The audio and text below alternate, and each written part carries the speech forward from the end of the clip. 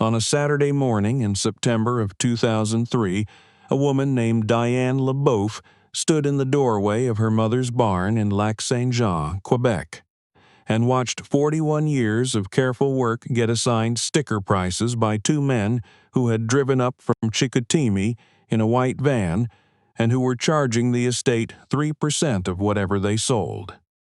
The older one had a clipboard. The younger one had a camera. Neither of them had stopped moving since they arrived. Diane was 52 years old. She had driven 6 hours from Ottawa the night before, had slept badly in her childhood bedroom with the window that never fully closed, and was standing there now with $800 in her jacket pocket, which was most of what she had been able to pull from her account on a Friday afternoon, wondering if it would be enough. She did not yet know what she was bidding on. She only knew she could not leave without it.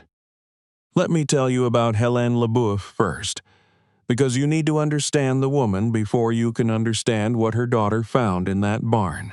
Diane Leboeuf had come to Lac-Saint-Jean as a bride in 1959, following a husband named Conrad who farmed grain and ran a small sheep operation on 160 acres that had belonged to his father and his father's father before that. She was 24 years old when she arrived, and she had brought with her from her parents' house in Rimouski a single wooden trunk, 2 cardboard boxes, and a skill that nobody in Lac-Saint-Jean had thought to ask her about. Helene knew wool, not the way farmers know wool, which is to say by weight and cleanliness and market price. She knew wool the way you know something when you have been learning it since before you were old enough to understand that you were learning it. Her mother had been a weaver. Her grandmother had been a weaver. Her great-grandmother had kept sheep specifically for their fleece and had traded finished cloth across 3 counties at a time when there was no other way to get it. Helene had sat at a loom before she sat at a school desk, and by the time she married Conrad and moved to Lac-Saint-Jean, she carried in her hands a knowledge of fiber and dye and structure that had been passing through the women of her family for 4 generations. Conrad's farm had sheep. This was, for Helene, less a convenience than a calling. Let me tell you what Helene did in that barn over the course of 41 years, because it is not what most people would expect from a farmer's wife in rural Quebec. She did not simply spin yarn and knit mittens, though she did both of those things. What Helene had been doing, quietly and without particular announcement, was preserving and reconstructing the textile techniques of the Charlevoix and Saguenay Lac-Saint-Jean region from the period roughly spanning 1880 through 1940. The patterns, the dye formulas, the particular weave structures that had produced the heavy wool blankets and the fine floor rugs and the ceremonial table runners that had furnished every farmhouse in the region, before synthetic fibers and manufactured goods had made them unnecessary and then, slowly, forgotten. She had started in the early 1960s when an elderly neighbor named Thériault had given her a bundle of cloth samples from her own mother's trousseau, pieces so old they were beginning to separate at the seams, and had said she did not know what to do with them but could not bring herself to throw them away. Helene had spent 3 weeks examining those samples under a magnifying glass at the kitchen table, counting threads, tracing the interlocking of warp and weft, trying to understand not just what the cloth was, but how it had been made and why those particular choices had been made and not others. From that bundle of samples, she had reverse-engineered a weave structure that she had never seen documented anywhere. She wrote it down. That was the beginning of the notebooks. By the time Helene died in the spring of 2003 at 68 years old of a stroke that came on a Tuesday evening while she was sitting at her loom, finishing the border of a rug she had been working on. For 6 weeks, she had filled 14 notebooks. Composition notebooks, the kind with the soft cardboard covers, purchased in bulk from the pharmacy in Roberval. Each one was filled from cover to cover in Helen's compact, precise handwriting. Dye formulas using plants she gathered herself from the fields and roadsides of Lac-Saint-Jean. Warp calculations for looms of different widths. Notes on the particular quality of fleece from different breeds and how it behaved under different processing conditions. Observations on what she called the logic of old cloth, meaning the internal reasoning behind structural choices that might look arbitrary until you understood what problem each choice was solving. She had also, over those 41 years, assembled in the barn a collection that Diane had known about in the vague way you know about things that have always been there. There were 4 working looms of different configurations, 2 of them antique, and one of them so old that Helene had spent 2 winters reconstructing the missing parts from photographs in a book she had borrowed from the archives in Quebec City. There were spinning wheels, hand carders, sets of rigid heddles, bobbin winders, warping boards, and along the back wall of the barn, on shelves that Conrad had built for her in 1971, a sample collection. Hundreds of small squares of finished cloth, each one labeled in Helene's handwriting with the date, the fiber source, the dye used, the structure, and a note on what the sample represented or what problem it had helped her solve. There were also the fleeces. Helene had kept back samples of raw fleece from specific sheep over specific years, some of them going back to the 1970s, labeled and stored in cotton bags with the same careful notation. Why you would keep raw fleece for 30 years was not immediately obvious to someone who did not understand what Helene had been doing. If you understood it, the reason was clear. She had been building a reference collection, a record of the raw material as it changed across time and breeding, so that anyone who came after her trying to replicate a particular cloth from a particular era would be able to understand not just the technique, but the fiber. Diane had not grown up in her mother's barn. She had grown up in the farmhouse, helping with meals and with the sheep when it was shearing time, visiting the barn occasionally with the tolerant curiosity of a child who knows a parent is doing something important but cannot yet understand why it matters. She had left Lac-Saint-Jean in 1972 to study textile conservation at a program in Montreal, had spent 3 years there, and had then spent the following 3 decades working for a federal heritage institution in Ottawa that dealt with the preservation of historical material culture. She was good at her job. She understood textiles the way her mother had understood them, which was to say precisely, technically, and with an attention to the meaning embedded in material choices that most people never thought to look for. She had not come home enough.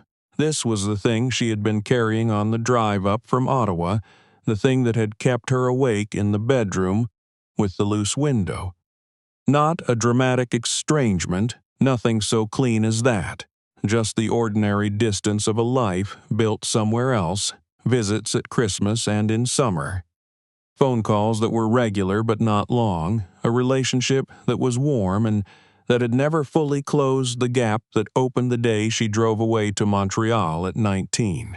When Helene died and the estate was sorted out, Conrad had been gone for 11 years already, taken by a heart condition in 1992. The farm had been sold the previous decade to a younger family from the next rang over who had wanted the land. What remained was the house and the barn and the 4 acres they sat on, which were being sold separately, and the contents of both buildings, which were the question. Diane had driven up 3 weeks before the estate sale to help sort through things. She had started in the house, which was manageable, and had then opened the barn door on a Thursday morning in late August and stopped. She had not been in the barn in 7 years. She stood in the doorway for a long moment. The looms were there, the sample shelves were there. The spinning wheels were ranged along the east wall in order of size.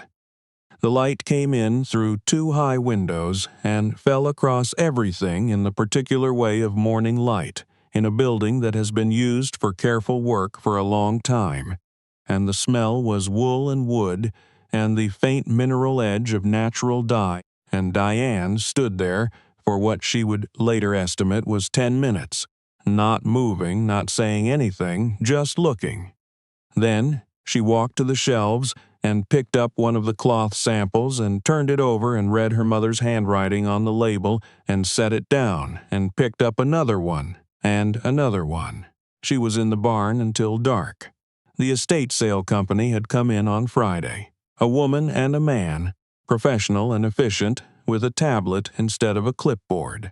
They had photographed everything and entered it into a system and printed sticker prices that were reasonable for what they understood themselves to be pricing.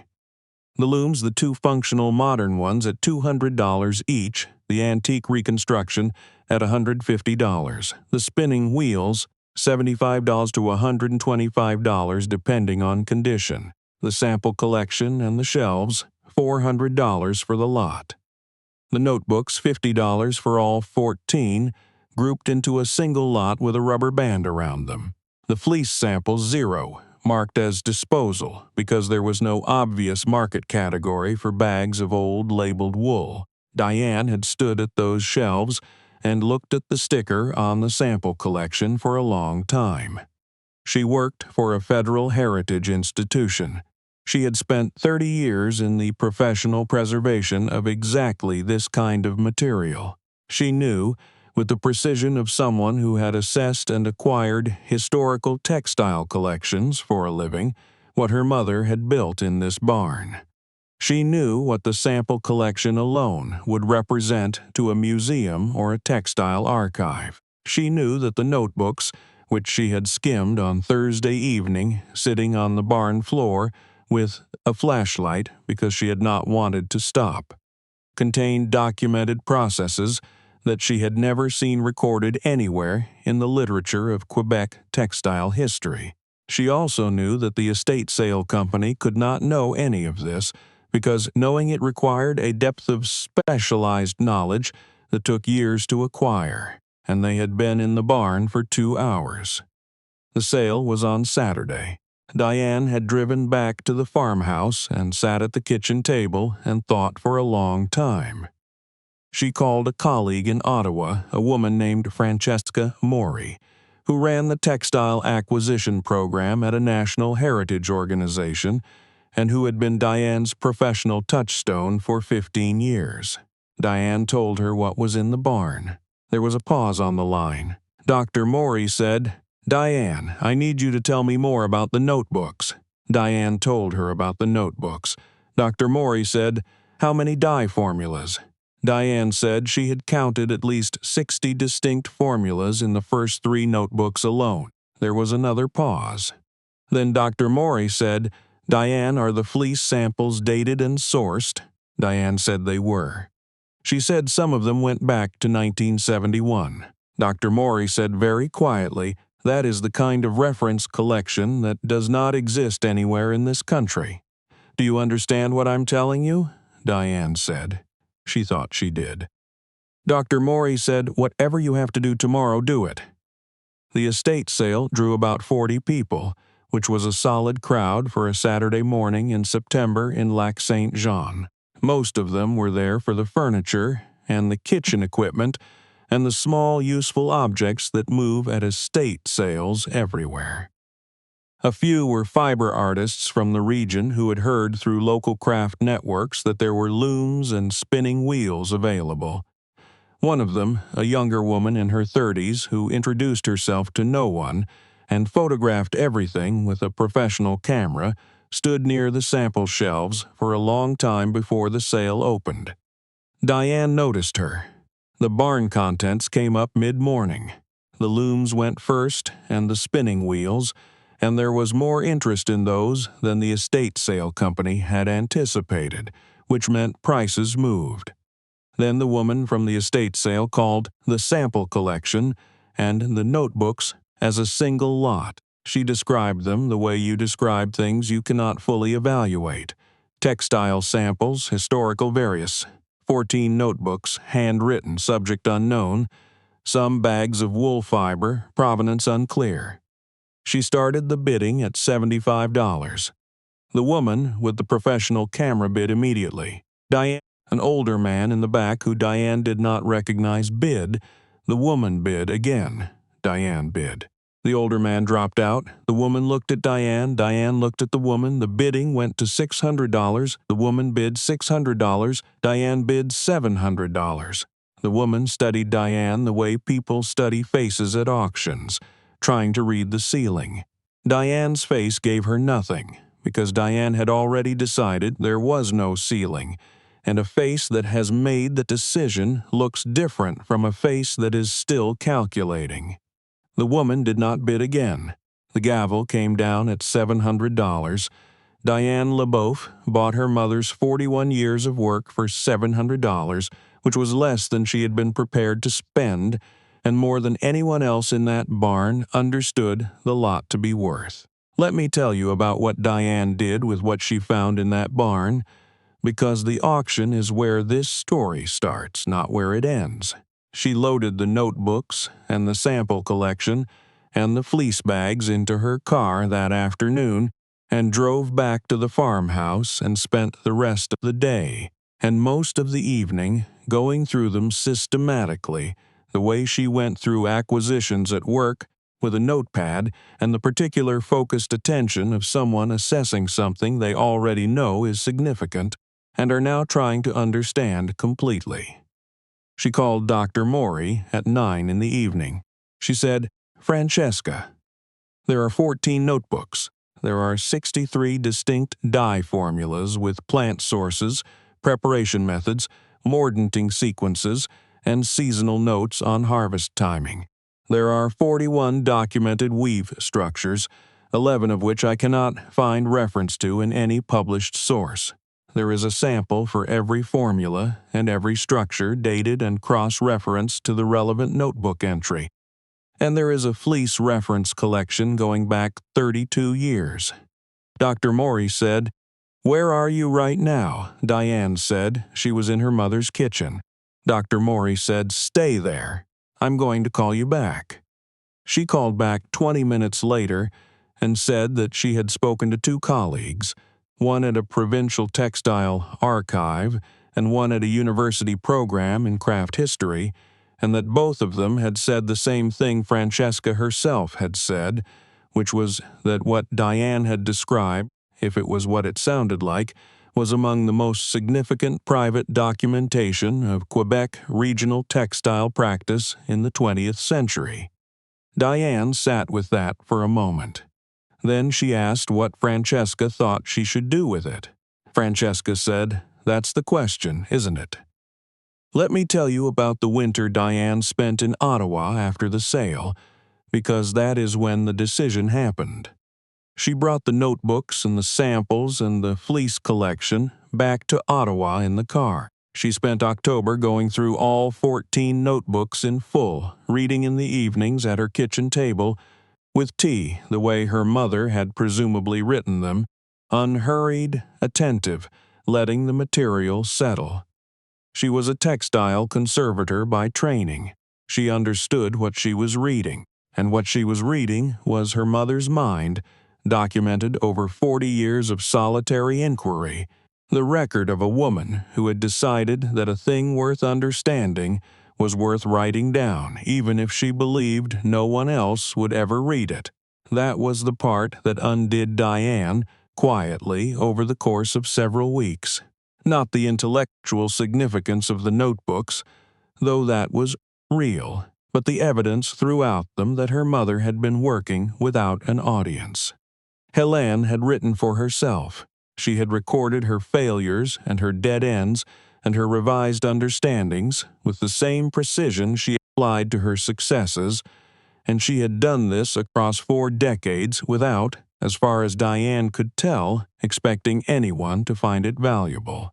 Diane finished the last notebook on a Sunday evening in late November and sat at the kitchen table for a long time.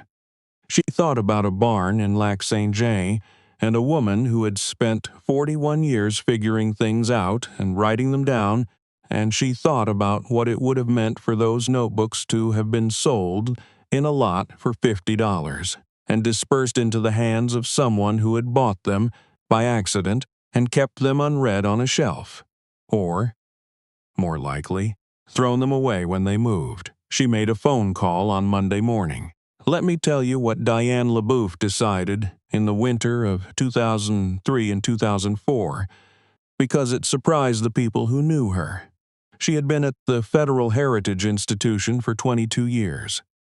She had a salary, a pension accruing, a professional reputation she had built carefully over 2 decades. She had an apartment in Ottawa's Glebe neighborhood that she liked very much. She had, in every measurable sense, a stable and satisfying professional life. She was also 52 years old and had spent the autumn reading her mother's notebooks, and she had arrived without making a formal decision, the understanding that there was a gap in the record of Quebec textile heritage that she was specifically qualified to address and that nobody else was going to address it if she didn't.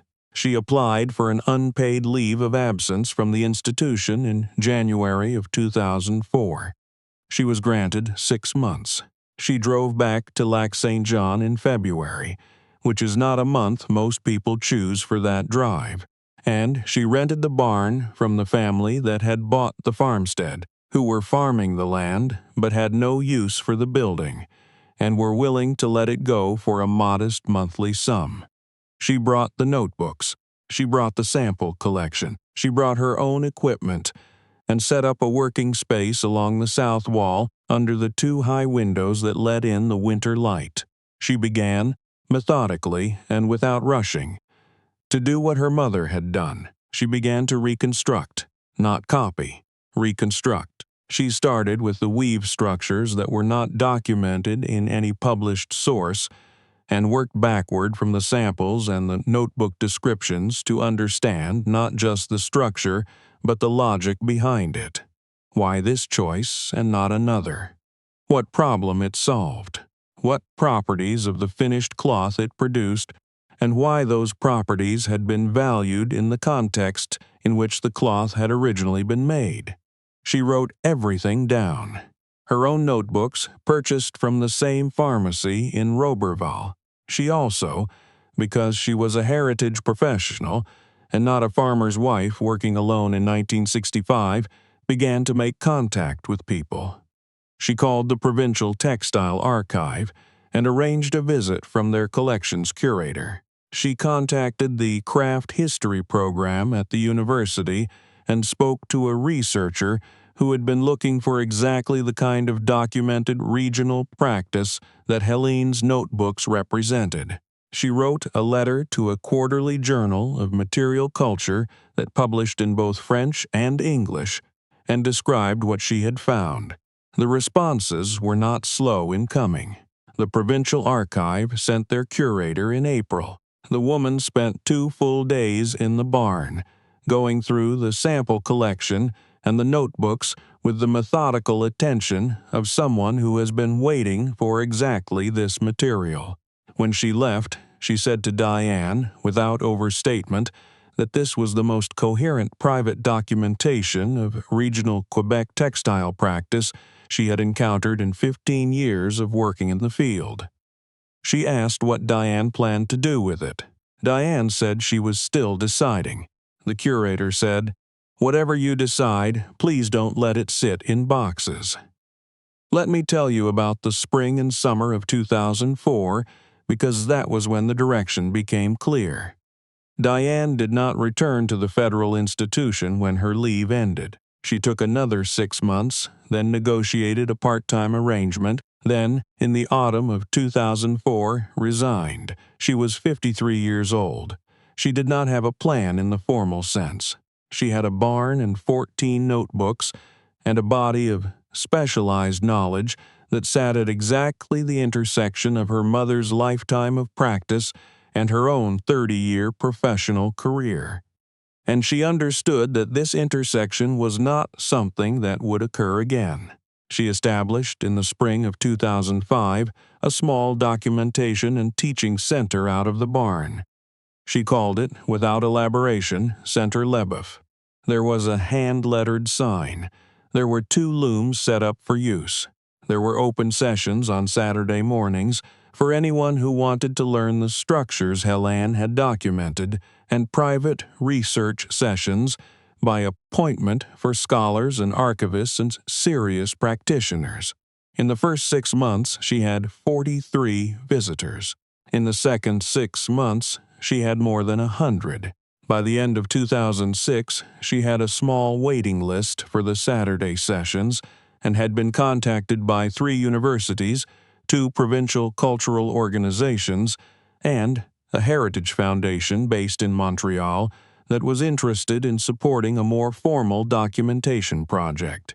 She published, in the winter of 2007, the first of what would eventually be 4 volumes of documented textile techniques from the Diane Leboeuf collection. She dedicated the first volume to her mother. The dedication was 7 words, for Diane Leboeuf, who wrote it all down. The first volume sold 400 copies in 18 months, which for a specialized textile documentation publication was a significant number. Letters came from weavers and textile historians and craft educators in Quebec and across the country, and from a handful of places in Europe where Quebec heritage textile practice had scholarly interest. Let me ask you something here, because I want you to think about what Diane actually did at that estate sale in September of 2003. She's spent 22 years of a career that was good and that was not the work she was built to do. She spent a drive of 6 hours each way across 3 seasons before she stopped making it a visit and started making it a life. And she recovered something that was 41 years in the making, and that had come within a sticker price of disappearing into a lot sold for $50 to someone who would not have known what they had. That is not a story about an estate sale bargain. That is a story about a woman who looked at what was in front of her and understood it, and who was willing to accept the full weight of that understanding. But let me tell you about the woman with the professional camera, because she has one more appearance in this story, and it matters. Her name was Sylvie Ouellet Marsh, and she was 34 years old in September of 2003. And she was a fiber artist based in Jonquière who had been making her living, modestly and with considerable effort, producing and selling hand-woven textiles through craft fairs and a small number of boutiques in Chicoutimi and Saguenay. She had heard about the Leboeuf estate sale through a regional craft network and had driven over on a Saturday morning because she was always looking for equipment and because someone had mentioned there might be historical samples. When she had seen the sample collection and understood, partially, what she was looking at, she had wanted it. She had a professional reason to want it. The techniques represented in those samples were techniques she had been trying to teach herself from incomplete written sources, and having the physical samples would have accelerated her work by years. She had bid to $600 and stopped, not because she lacked the conviction, but because she had looked at Diane's face and seen something that gave her pause. Not aggression, not competitive determination, something quieter than that.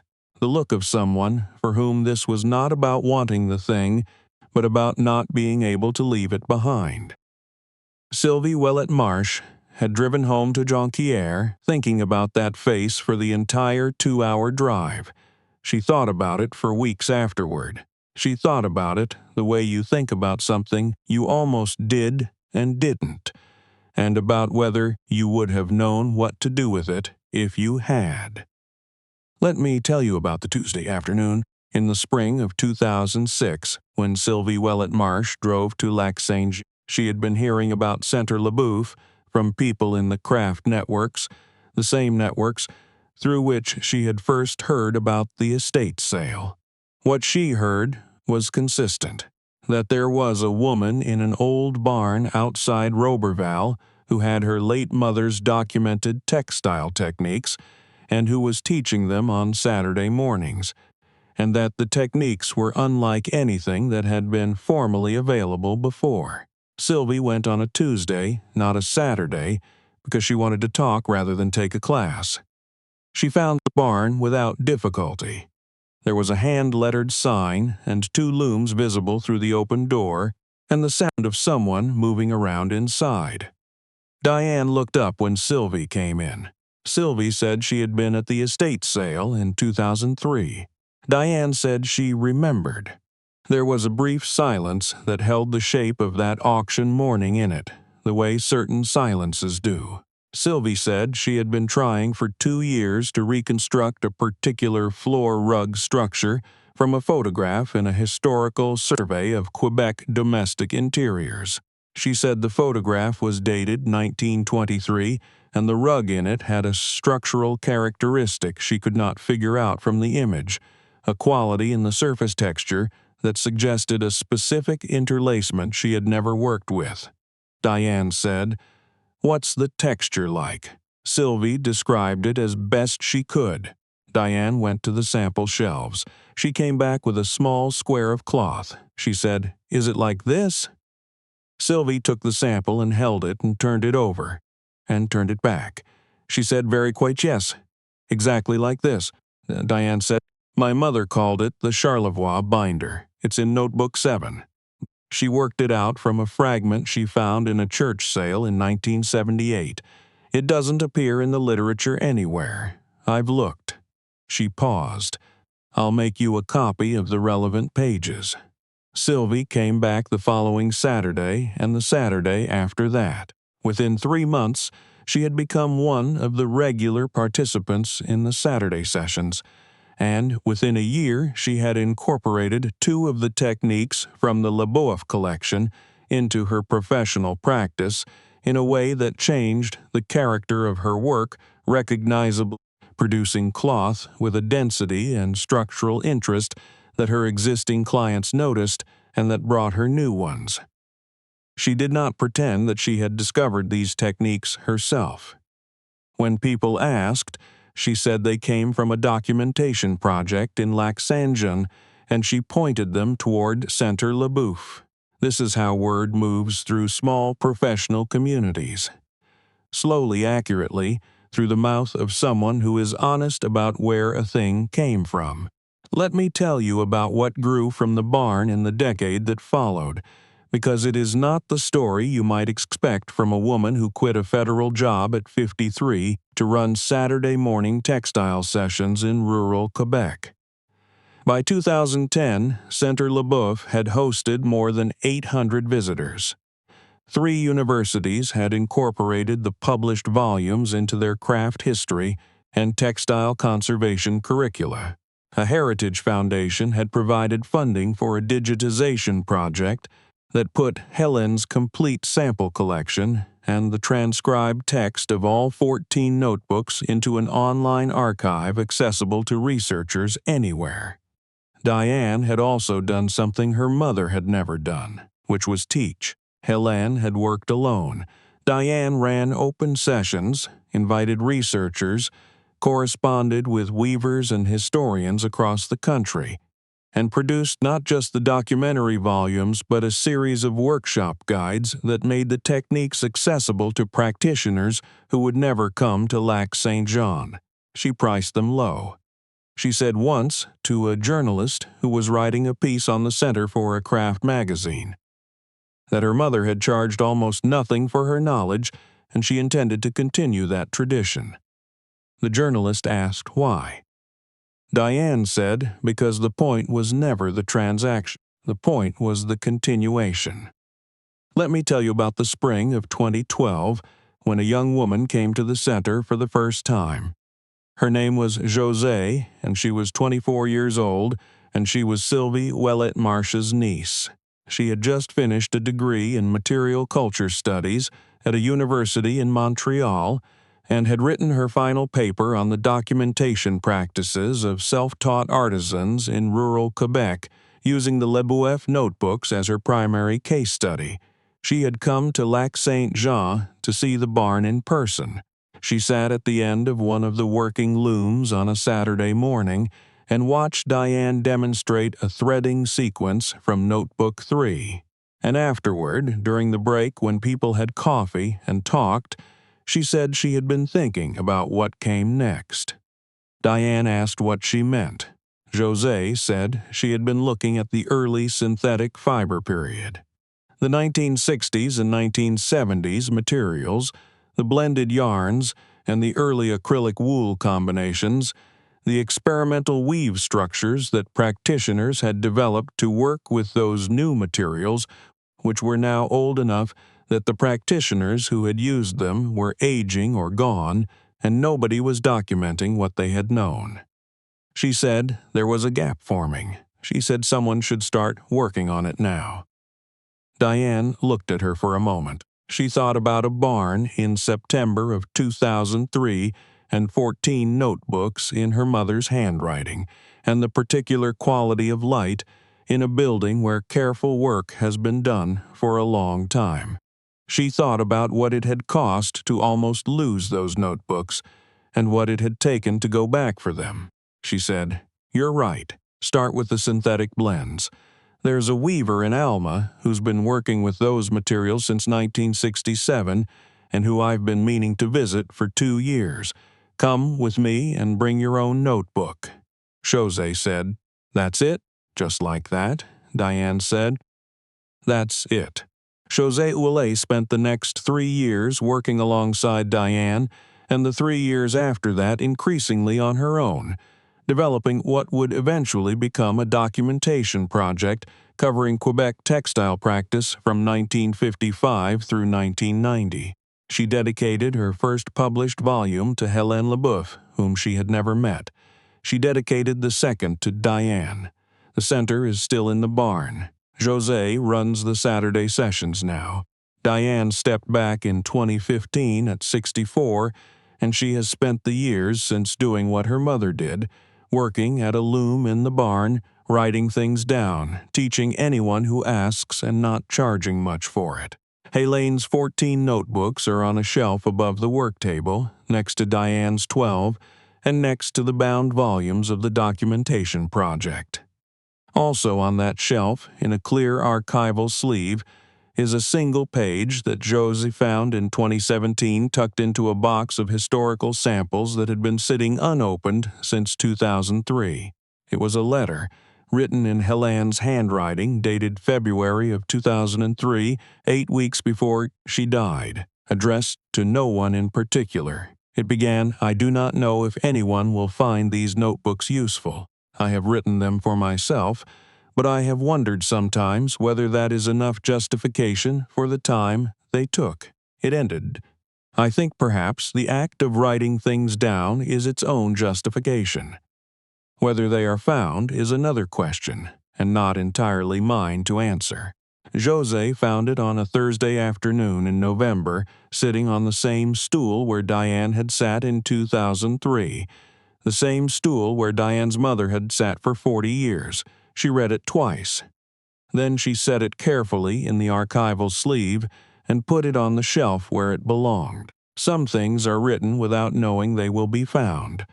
That does not make the writing less necessary. It only means the finding, when it comes, is the part that was never guaranteed, and is therefore the part that matters most.